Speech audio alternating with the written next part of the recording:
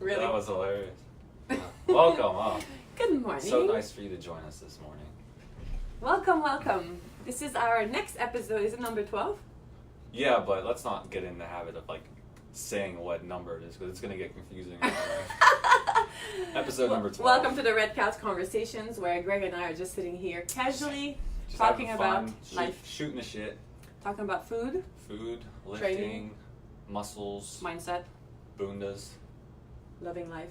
loving life. Gotta love it. Yes. Well, welcome everyone. If you're watching us for the first time, my Shame name on is you. Melissa. Who are you? I'm Gregory. Yes. And we're Rise Conscious Fitness, meaning raise your standards. Raise or rock your stash. Oh, So you could, yeah. that was the original name. That- We'll tell that story another time. Yeah, that's true. And what do we do, Greg? We help people get the most out of life. I love this. Absolutely. We're helping people doing this by helping them change and improve their nutrition, the way they think, and also how they move through space and how they train in the gym to get the most out of each workout. But also, most importantly, doing all of this in a very positive approach, right? That is constructive, that is positive, that is building you and not destroying you.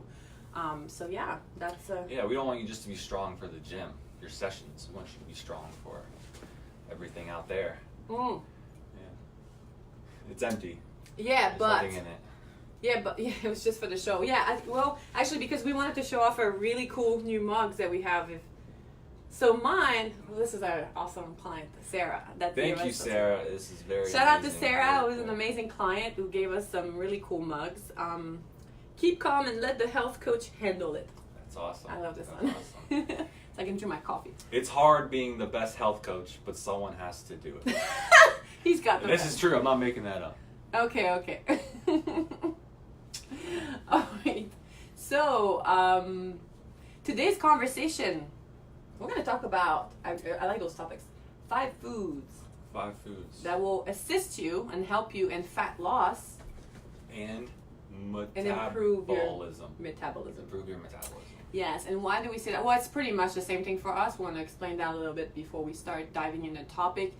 And we just want to clarify and reiterate here that we are not about quick fixes. I thought you gave the finger. No. Reiterate. And reiterate, no, I didn't do that. And this Yeah, is not no- about quick fixes. It's not like a Yeah. magic food that will transform your life and make you burn fat. These are actual food that will help you improve metabolism so you can increase energy production and therefore improve your fat loss. Because we don't really talk too much about weight loss, we talk about fat loss, right? This is a big difference between both. If you are interested, I think we already have a conversation on that topic. Episode 4. No, it's not episode 4. Well, just watch the title. Yeah. We do talk a lot about this because there's a big difference, right? It's not just about losing weight, but it's about doing it in a healthy way and not distracting your body, just losing weight for the heck of losing weight, right? So losing everything, your health, your bone density, your organ density, your everything. So we want to make sure that what we're really actually losing, if you're trying to lose weight, is body fat. Everything quick is not sustainable and Yeah. it's not going to last. So we just had to give that little bit of a warning, disclaimer before we start. And then before we dive into the 5 top fruits that we picked for today, there's a lot of other fruits because we love a whole lot of fruits.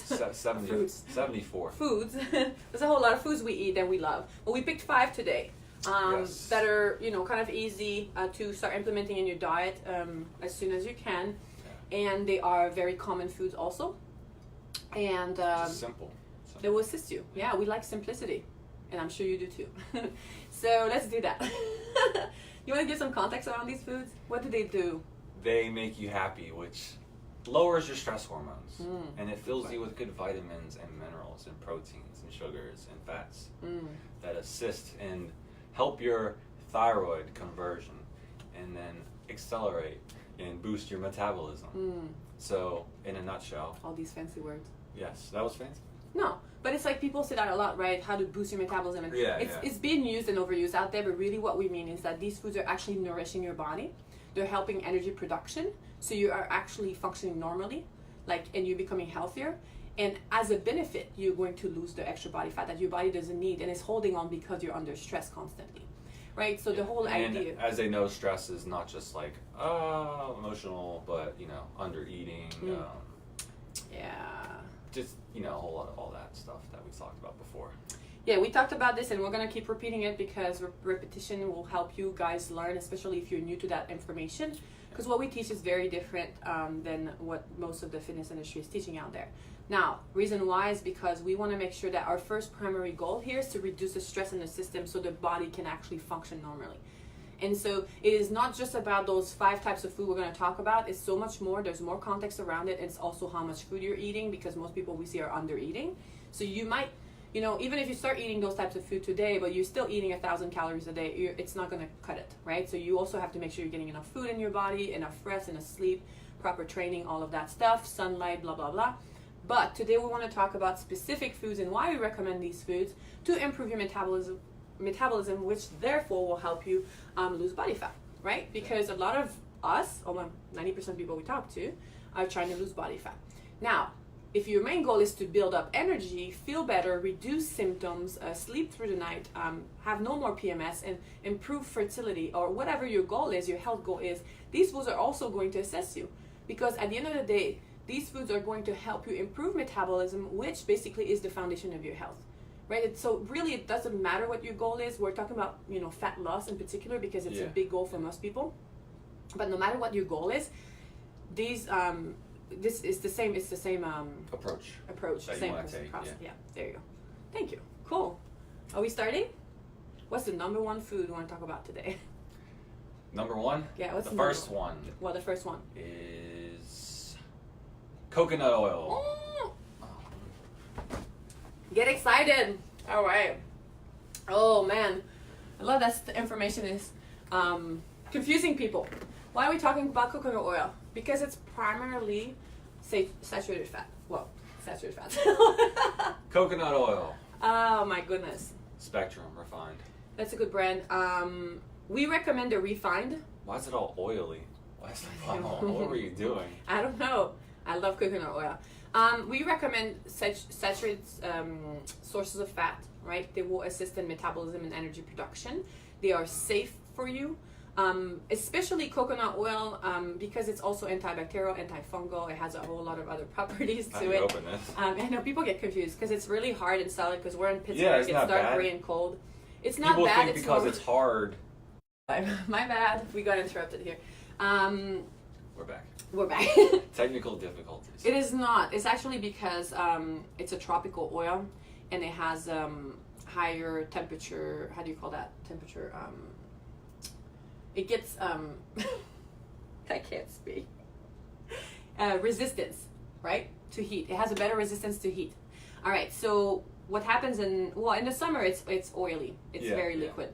But when it's a little colder, like right now in the winter time, it's a bit harder. So you just have to run it. It solidifies in colder temperatures and it liquefies in warmer temperatures. So when it's in your body, it's going to be liquid. Which makes it safer because your body is really warm. Yeah. Which is one of the reasons why people were so scared of saturated fat, because they thought it was going to harden the arteries. That's a myth.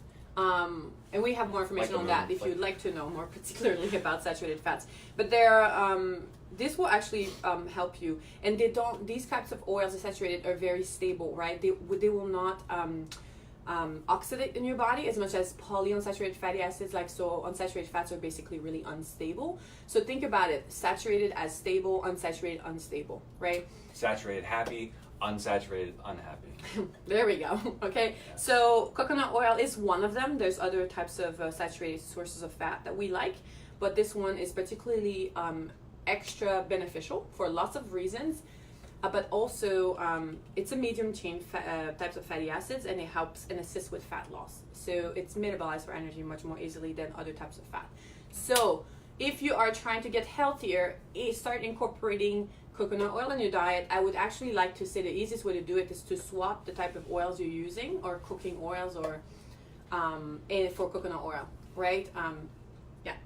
Now, that doesn't mean to go and start putting like 3 tablespoons of coconut oil in all your meals, because obviously we know that if you're eating too much fat, like if you're eating anything too much, it's not going to assist in fat loss. Fat has more calories per gram, so your calorie intake is going to be, real high if you, regardless of how healthy it is and good for you. More calories is more calories. So if you're eating more than your burning, to an extent. Or if you increase calories overnight or things like yeah. that, if your body's not used to metabolism, all of those calories, it's going to have a adverse effect. Yeah, negative. Unwanted effect. But coconut oil, so if currently, for example, you're cooking with vegetable oil, vegetable oils, or any kind of like seed oil or canola, especially, I don't even want to go there.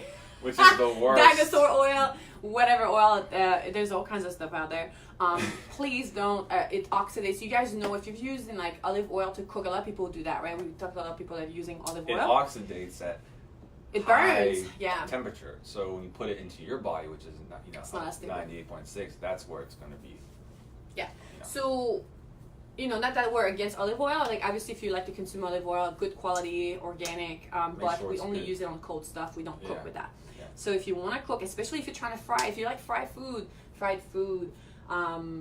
make sure you use coconut oil, or at least a healthy saturated types of fat. Yeah, coconut oil, butter, ghee, but coconut oil is good stuff. That's the top one. Yeah. All right, plus so that was number one. You can rub it all over yourself. It's good for skincare, for your hair. Multiple things you can do with it, Absolutely. Helps for not healing. just on the red couch, but on the red bed. Well, I don't put anything on the red bed. I don't put anything on my skin that I would not put in my body. So think about that. It has but then it's good for your teeth, all that stuff. Anyways, so use it. Coconut oil, we love it.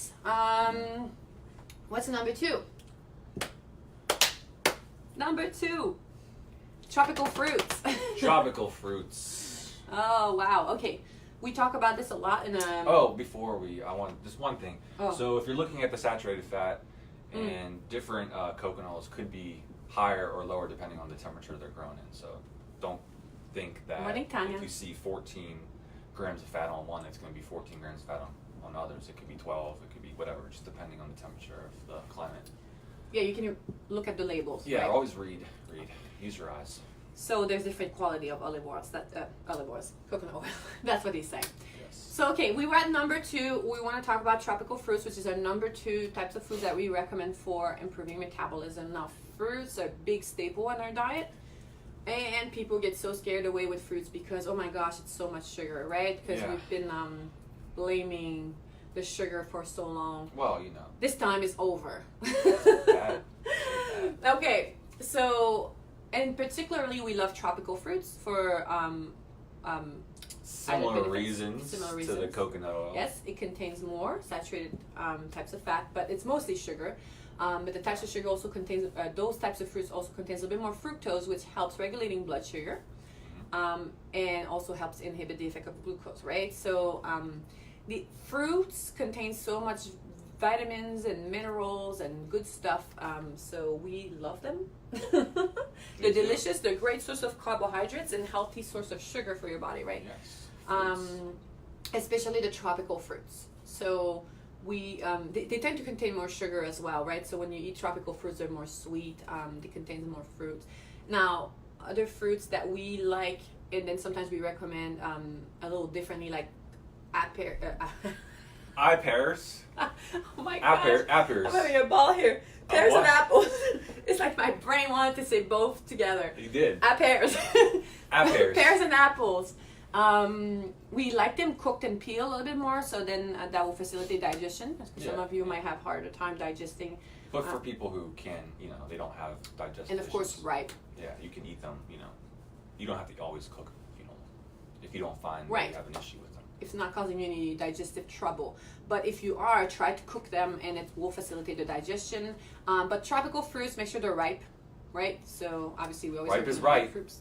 Right. And if you find that they're going, kind of bad or they're not ripe yet moldy. For some reason. Yeah. Well, not moldy, but they're not quite ripe, but you want to eat them, you cook them, it makes them more digestible. Oh, yeah. You can save them still. Like you can make what's it called? Like starchy cantaloupe. I have no luck with cantaloupe. No, what's it called? It's like a fruit kind of. You cook them. Is that compote or what is it called? I'm not sure. Is it a tropical fruit? No, it's not a fruit. It's what you make when it's like. You make it into like a. Oh, you mean like sauce, like applesauce? No. Oh. I don't know. Okay, guys. So tropical fruits, papaya, pineapple, all the melons, right? Watermelons, cantaloupe, and all that stuff. We love jackfruits. Well, we've had some adventures with jackfruits too. Make sure it's ripe. Same thing. Yeah, So these are the good goodies. Cherries. Yeah, and then not all of them needs to be organic. Of course, if you can get organic, that's best. But generally the ones with the thicker skin, it's not as bad. But if you're eating something like cherries or berries, of course, we recommend that you buy something that's more organic. And to limit the exposures to pesticides and stuff like that. Herbicides, fungicides, germicides. You don't want this in your body, all right? So because that will cause some digestive distress. Because a lot of times we found that people that have reaction to fruits, and it does happen, it's because of how the fruits are grown. So make sure you keep an eye on that. All right, what's the number 3? Number 3 is fish and shellfish. Well, that's a double whammy. No whammies, no whammies, no whammies. Okay, so fish, well, just to clarify, because I think that, and it's very very common in the fitness industry, a lot of people, when we recommend fish, they think of tuna and salmon. These are their favorite. Salmon. We don't recommend those fatty fish. We recommend tropical fish. I would say at least not as a staple. Not like if you want to enjoy them every once in a while, it's fine. Go ahead, knock your socks off. But yeah, it's always about context, guys. It's not black and white. So why do we recommend tropical fish? Woo. You see a theme here? Yeah, there's a lot of tropical fun things. Don't you guys like to go to the tropics? And that's exactly why. Not fatty, cold water, larger fish. It's for manifesting me going to the beach. That's why. No, so they have also, again, a higher amount of saturated fats in. They don't contain as much unsaturated fats, right? So unsaturated fats, which we call PUFAs, polyunsaturated fatty acids, are very unstable, like we said earlier. So these type of cold water fish contain more of that because it protects them from literally freezing in the cold water. Yeah, if a salmon was mainly saturated fat, and it's going to be really hard. It won't be able to be pliable and move in those cold temperatures. Like the coconut oil, it hardens when it gets cold. So a fish, it wouldn't, it would die. But right. Well, but for that main reason, those types of fish contains the healthy kind of fats, right? So mostly we recommend warm water fish, and of course, if you're trying to cut back on fat intake while keeping calories high enough. Because you want to lose body fat, you might want to go with a lower fat option fish, like whitefish. You want to name some options you like? Sure. I knew that was coming. Oh, yeah. Cod. Examples. Cod. Mm-hmm. I like black cod. Mm-hmm. Turbo. Halibut. You like halibut? I like halibut. Halibut. Just for the hell of it. What else? There's a bunch of other fish. Hake. Yep. Sole. So you guys can go to the store and look around and try different fish. Try to cook them differently. If you're not a fan of fish, I used to not love fish, just like this with salt and pepper. So I would put them in stews and different things and gives it flavor. Like I do not like cod like this. I really She hates cod. But cod in my fish stew is delicious with tomato sauce and spices and all that stuff. It's delicious. And some people can testify from that because we had a food party with our clients. It was super fun. Yeah. So with that being said, warm water fish and shellfish. Shellfish particularly are almost kind of a source of supplement for us. Yeah. They contain so much beneficial minerals, zinc, copper, selenium, magnesium, all that stuff. They're super rich in minerals, and a lot of people are actually not getting enough minerals in their diets, right? Especially if your diet mainly contains grains and cereals, pasta. Yeah, a lot of McDonaldsons. Or whatever that is, right? A lot of people are not getting enough minerals nowadays, so we see that a whole lot in people's diets. So shellfish, seafood. What type of shellfish? I love mussels. Mussels for your muscles. Mussels for your muscles. It's a scientific fact that if oysters. you eat mussels, you gain muscles. Oysters, shrimp. Well, squid, but I don't like it. You like squid. What else? Octopus. What is it? Stop it. My son loves all of that stuff. He eats like everything. I do. He does. You're not my son. You call me Gabe all the time. Oh my gosh. Okay, him and Gabe really loves all the shellfish. They'll eat anything. It's just crack me I up. feel like I'm missing one. What else is there? It's gonna come back to you. Crab. Well, yeah, crab and lobster. Lobster. Yeah, these guys. Okay, so they're really, really good. And of course, they contain more of the good stuff that we recommend. All right, so they're good sources of protein, so mostly. And what's really cool about most of these is that, especially like things like shrimp, is like this, like barely to zero fat to it, right? So you can add your own fat, which you can use coconut oil or butter. Coconut oil, yeah. And then this way you can control more the amount of fat you're getting in your meal, right? So it's also helpful for fat loss. Yeah. And extremely good for metabolism because it nourishes your body. All right, so number 4. Well, well, this kind of ties into the last couple, but the reason, being so important is because protein is such an important factor in keeping your body happy and lowering stress, so you can lose the fat that you want to lose and gain the muscle that you want to gain. I'm glad you brought this up. This is yes. super common. Because I work primarily with women, and women tend to really undereat proteins. Greatly. Yeah, that's an understatement. And one of the biggest problem with this is that they come to us with lack of energy. They don't like their bodies because they still are trying to go to the gym and do all these things, but they're not getting the results that they want. And most women are trying to build a more toned body. They're trying to lean out a little bit, flatter stomach, better arm looking, whatever. And it doesn't work because most of them are getting like 10 to 20, not even 20, I'd say 10 to 15% protein daily in the whole 10 diet. to 20 grams. No. It's like 40 to 60, 70 grams. Yeah, maybe. very, very low. Yeah. So we recommend at least 80 to 90, like. As a bare minimum if you're like barely doing any exercise, right? So anyways, if you have questions particularly on those details, come talk to us, because obviously there are a lot of subtleties when it comes to nutrition. It's not complicated, but you just have to learn it step by step. But one of the very high common tendency we see is like women are under eating proteins, or they'll eat proteins that have really high fat, right? So they'll eat like plain like full fat dairy or cheeses and Meat. or eggs, or like types of meat that contains a lot of fat. And the problem with this is that they'll increase the amount of fat with the amount of protein, and they're struggling to kind of so fish and shellfish is really helpful for that. So if you have questions on that, don't hesitate to ask us. We can help you with that, which leads to number 4. What's number 4? Dairy. Woo! Controversial. I hardly know her. Ooh, ooh, ooh. So like this one. Take it away. No, you go ahead. Let's talk about dairy. What's so important about dairy? People are so scared. People of dairy. are, they have their own preconceived. There's a lot of opinions out there. Yeah, we're not gonna get into that conversation. A little bit of context. But we're going to give context to help you make a better decision if you've been on the fence. Because a lot of people come to us like, well, I stopped dairy because it's not good for you, right? And it's like, well, let's put a little bit of context around that. And again, it's your own decision. Some people really cannot and will always have a hard time digesting dairy. And this is just really because of their upbringing, their health state.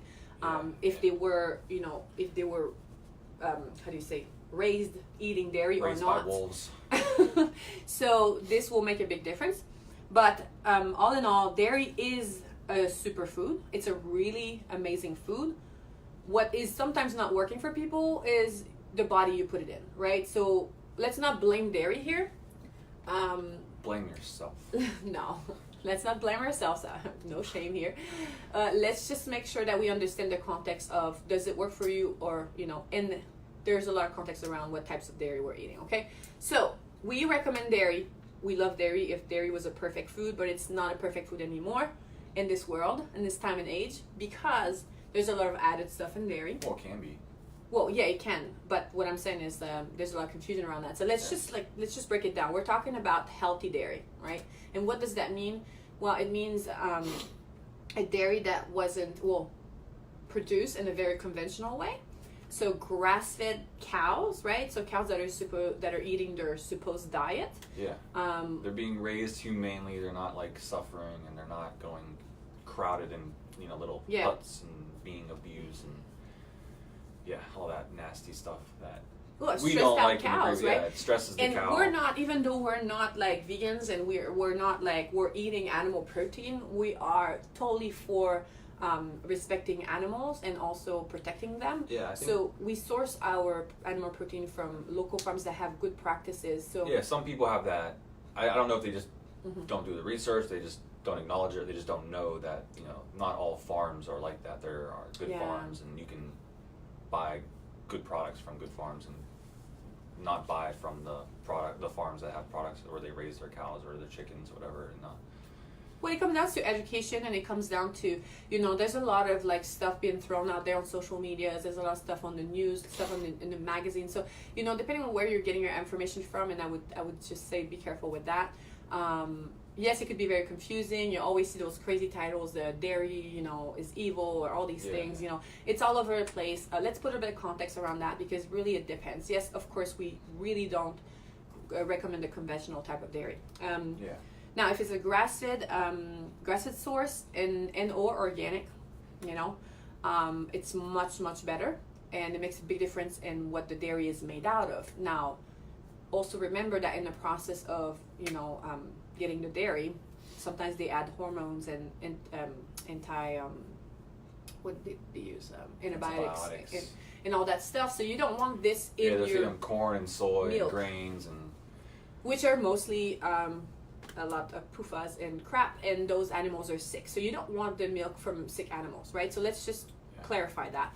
When we talk about dairy here, we're talking about good source of dairy that's mostly grass-fed and healthy. And not all dairy are created equal, so you have to look at quality, number one. Number two, you have to look at the type of dairy, because there's cheese, there's yogurts, there's different types of yogurt, there's milk, there's raw milk, pasteurized milk, there's homogenized, non-homogenized. Yeah, all that stuff. So you got to look what works for you. You got to look at the source, and you also have to look at what's in it. And this is like one of the biggest things, because people say, well, I eat yogurt, and then it must be the dairy. Right, it hurts, my stomach hurts, or I can't, whatever happens, right? Yeah. And sometimes, if you look at the labels of those yogurts, there's carrageenan and dextrose and all that stuff in it, like citric acid and pectin and all that stuff. And a lot of times, gums, like those bubble gums, synthetic vitamins, bubble gums. I caught this one. All right, so just be careful. It's not just the dairy, but sometimes, and a lot of times, it's what's in it. So just make sure you are paying attention to the labels. Now, you also have to check what works for you. Now, generally, when it comes to yogurt, for most people, we recommend more of the Greek type of yogurt, because Greek has less lactic acid than the regular yogurt. So it's much easier to, it's much easier to digest, okay? Some cheeses are easier also, so if you're having trouble with dairy in general, Parmesan Reggiano cheese, mascarpone, what else? Cottage cheese could be, ricotta cheese could be easier to digest. And then you gotta see with milk. Some people don't do very well with milk, because on top of this is liquid, but you have to see if raw is easier for you, or pasteurized, whatever. Homogenized, non-homogenized, all of that. Non-pasteurized. Thank you for specifying. Yes. So you gotta try different things. And sometimes you just can't have as much throughout the day. You might need to start really low, and then maybe not go past a certain step. Progression. So. So that's also one thing. The quantity makes a huge difference. So not because we're saying like, we're going to talk about why we recommend it in a second, but because we recommend it doesn't mean that you'll go from 0 to 100, right? So just be very careful with this, because yes, your body's going to react to it, and then you're going to be saying, well, dairy, I just can't eat dairy. Well, of course, if you're going from 0 dairy a day to 3 cups of yogurt or whatever, it's not going to do it. So progression, slow, try it, 1 ounce, see how you feel, wait a couple hours. If it does well, just keep up with this and just slowly add in. And again, this is where, if you're having any issues with dairy, if you're already consuming dairy, just make sure you're getting good sources of dairy. There's nothing added to it as much as possible. And something that really helps with digestive digesting dairy, because if you're having trouble with digestion, is adding more of the healthy sugar in it, right? So you can add fruits with the dairy, because some people are just, if you're not consuming them, you're not producing the enzymes to digest it. Like that's it. Lactase.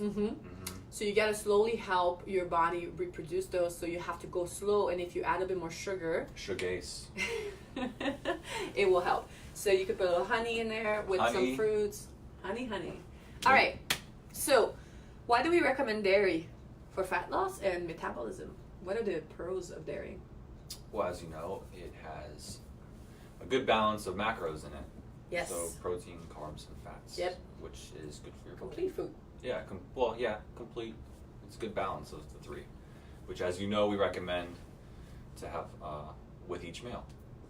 Protein, fats, and carbs. Yes, it also contains a whole lot of minerals, vitamins. The whole shebang. Especially calcium. Calcium. And calcium is extremely helpful in fat loss and metabolism. Isn't it funny? What? That when you say calcium, that comes from milk, which milk comes from a cow. It's like you're saying calcium. Did anyone ever pick up on that? We all did. So I hope you guys are getting a good crack out of this. I don't know. I love Greg's jokes. It's not a joke, it's a fact of life. Oh my gosh. If you cannot do dairy, so the thing is, calcium is one of those, and dairy also contain the healthy types of fat we recommend. Saturated. Especially if it's the healthy dairy, so more saturated fats versus unsaturated. So it's a very it's an amazing food. Right. Now, again, if you're not really doing well with this and you have to stay away from it, there's other ways to get the vitamin D and calcium from the dairy. Dairy, yes. But without dairy. Yeah. But you'll need more like mineral sources like shellfish and things like that. Vitamin D, of course, the sunlight. You can't bypass sunlight. But if you live in Pittsburgh like us, you might have to supplement to get some more extra vitamin D in your diet. Yeah. All right. So how can they get the calcium? What? From the dairy? Without having dairy. No, there's other sources of minerals you can get, right? Yeah. So we're gonna get to the next food, which has a lot of calcium too, but you can get it also from shellfish and other sources. Something that we really love to, like kind of an alternative. It's not an alternative, but it's something you can do if you cannot ingest a whole lot of dairy. Is like something mineral broth. Mineral broth. That's the best way we recommend to literally consume your green vegetables. Is to cook them down in a big pot, and drink the broth. Yeah, discard the leaves and cook and drink the broth. The juice. Yeah, because it contains all the good stuff, right? All the good minerals that your body needs, and that can help, especially if you need vitamin K. So that is very helpful. So mineral broth, check it out.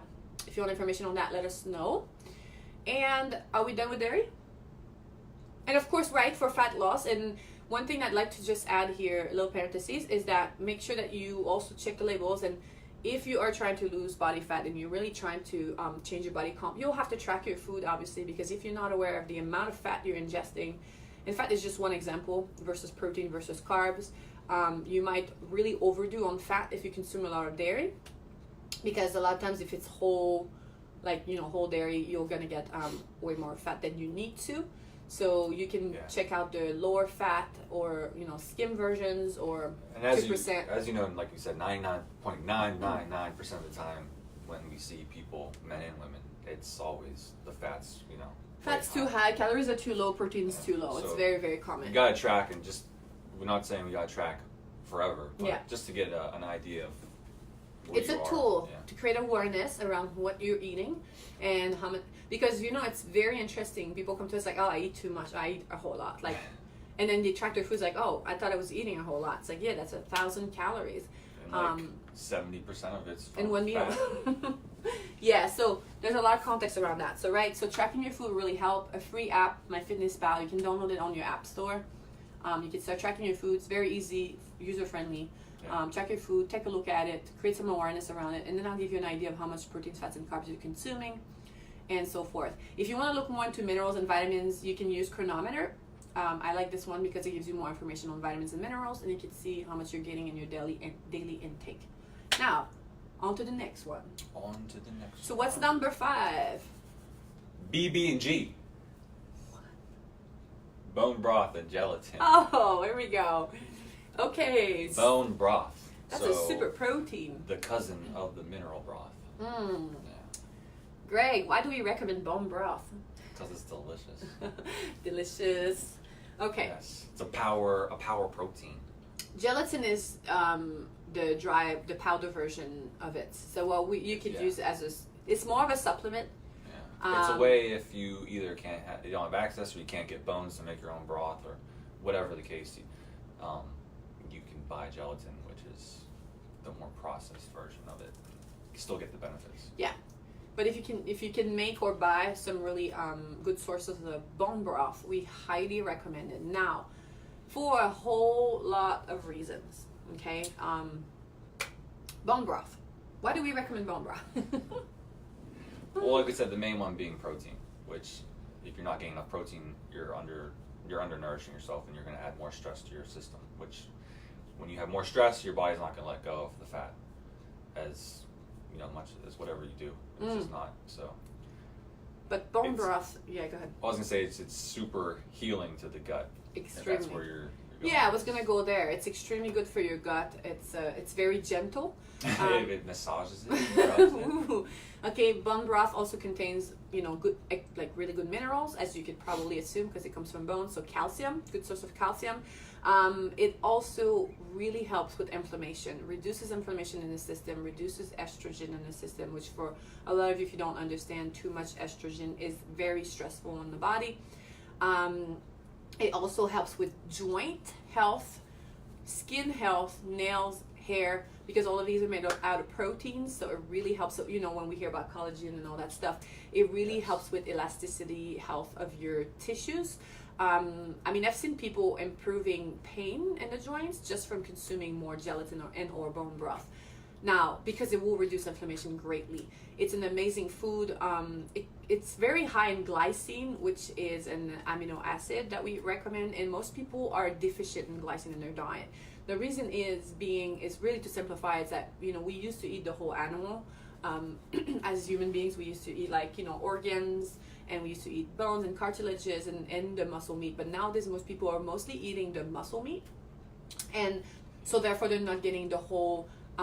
Which is good for a growing person. Yeah. But as you get older, you need more of the amino acids that are in the bone broth and all that. Well, it's creating this balance, right? You want to get the whole more variety of all the different amino acids, and different parts of the animals have different things in it. Also, there we go again. Oh my gosh. I get so scared. Oh my gosh. Oh no. Okay, so with that being said, what else does it do? It does a whole lot of things. It helps with metabolism. It helps you sleep better. It helps regulate blood sugar. Yeah. It will help you if you have diabetes. It will help you if you have any kinds of issues, really. Bone broth is excellent for your health. Now, it's like the whole stories of chicken broth, chicken noodle soup, when people are sick, it really helps. It really, really helps, actually. Yes. It's not a joke. Chicken noodle soup. Noodle soup. Chicken noodle soup. With a soda on Your grandma used to give you some soup when you were sick. You had a cold or something. It really helps the body. Now, if you consume it regularly, it's extremely beneficial for you. Sometimes people have a better tolerance when starting out with the bone broth versus the gelatin. So start with the bone broth if you can and see how that goes. Gelatin, another benefit of the gelatin is that it's a little more versatile, so you can put it in recipes and stuff. You can put it in shakes, smoothies, desserts, custards, so you can have a little more fun with coffee. Agreed. So it's convenient. So we often just have both on hand, depending on, if you like convenience, and most people nowadays do, because a lot of people are super busy. Make sure you have some gelatin packets with you. But bone broth it's a superfood for us. We use it mostly as a supplement, but make sure you have some in your diet. It will make a huge difference. I was going to say something else too. And if you are struggling with digesting red meat or muscle meat in general, we highly recommend that you pair it with bone broth. Right? This will help the digestive process, because these muscle meat tends to have more tryptophan, which is high, which is more inflammatory. And that's why people are saying, oh, red meat is like will create inflammation, it's so bad for you. It could be if you eat too much, and it could be if your body can't take it, but this is a great way to balance it. We don't eat a whole lot of red meat and a whole lot of muscle meat. We try to balance it a lot with, again, fish, shellfish, eggs, dairy, and other types of protein. But when we do eat muscle meat, we're trying to pair it with gelatin and or bone broth because it helps the digestive process. So try that. Yeah, sometimes I'll eat red meat once a week. Sometimes I'll eat it once a day. Like, it just varies for me. Yeah. And see how you feel, right? Track it. Write it down in your journal. It's very important you keep track so you know what works and what doesn't work for you. Everyone is different. Yeah, listen how you respond. Yeah. All right. So these are the 5 foods. Number 1 was coconut oil. I go back and listen if you want to understand why we recommend it. Tropical fruits was number 2. Number 3, fish and shellfish, seafood. Number 4 was dairy. Again, make sure you look at quality and what's in it. And number 5 is bone broth / gelatin.